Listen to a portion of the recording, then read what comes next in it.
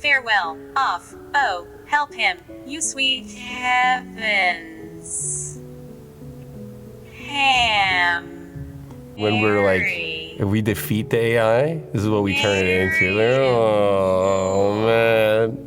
So today we're checking out the latest from BOOX. This is in their Note series, and it is called the Note Air 5. It is a 10.3-inch e-ink tablet. The black and white resolution, 2480 by 1860. It's got 6 gigs of RAM and 64 gigs of storage. Wi-Fi and Bluetooth are built in. This is essentially your note-taking, productivity type of device with a display that's obviously easier on your eyes that you can use for long hours. Now, I remember my first exposure to the BOOX brand and the idea of color e-ink at all, because obviously these things, when we talk about e-readers, you imagine a completely black and white display. Well, not the case anymore. So the device is solid, metallic, it's cool to the touch. We can see the pin set up on the back for some of the accessories, and you also get an idea of the aspect ratio. So meant to be held in this portrait, but like with a spot for your thumb to sit that isn't on the screen. We can also see some speaker grills, volume buttons, power button. I mean, and otherwise it basically feels like a tablet, but it does feel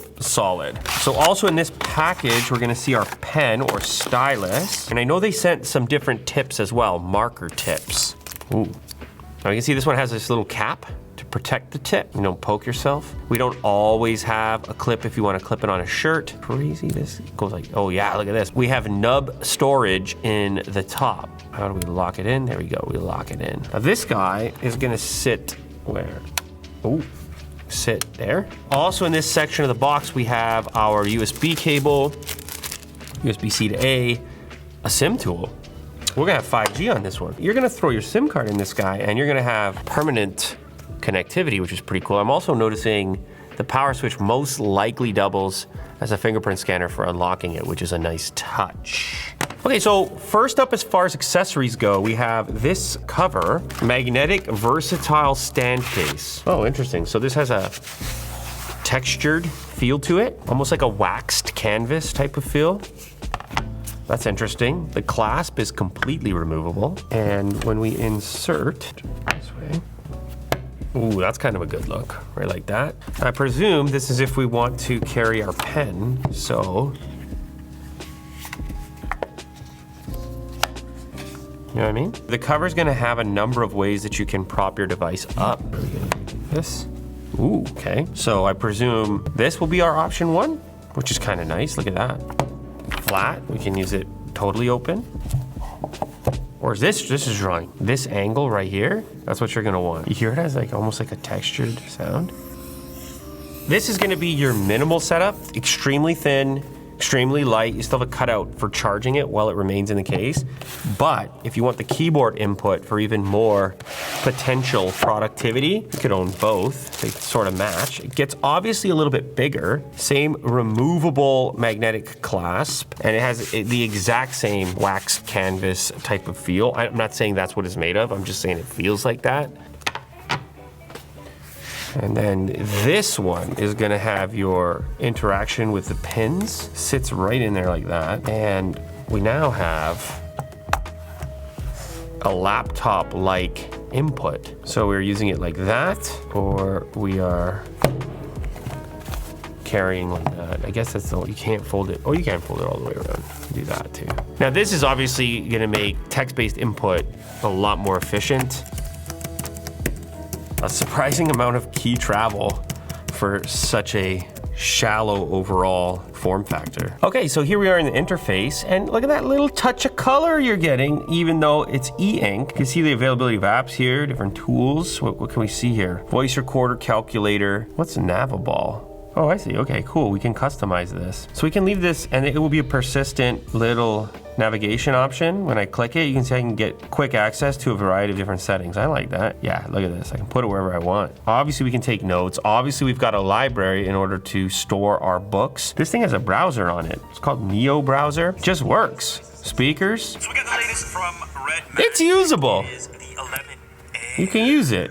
These things represent value for money. The refresh has its limitations. You know that it's, but in a pinch, you want to use it for consumption, totally fine. And then you get the benefits of e-ink when you're using it for productivity, note-taking, and reading late at night without having this like very bright backlight. So there's some settings here actually for the, what they call the front light, bright, soft, or custom, or off. But they call it a front light, not a backlight. We got our bright setting, and as the lights go down, you're gonna see this is too bright, right? So like you don't want this late at night. You want a full relaxation experience. Maybe you wanna take your lighting and make it a little bit warmer. Okay, no problem, can be done.